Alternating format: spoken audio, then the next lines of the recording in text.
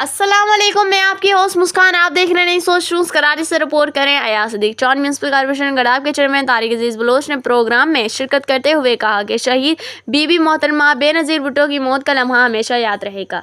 वो बज़ाहिर नहायत मजबूत और सख्त गैर मगर बातिन में नहायत एहसास और अपने आप में नकात थी। वो एक पुख्ता इरादा पर एतमाद सियासतदान थी। उन्होंने हमेशा अमीरत तनहा पसंदी के खिलाफ जदोजहद से रहनुमाई ली।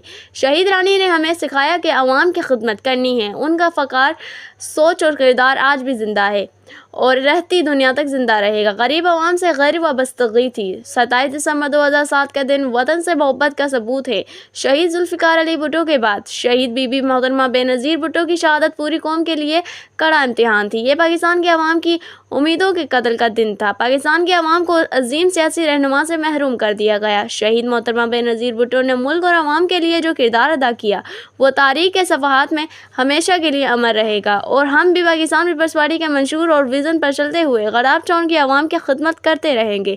शहीद बीबी मोहतरमा बेनज़ीर भुट्टो की 16वीं बरसी पर सुर्ख सलाम पेश करते हैं।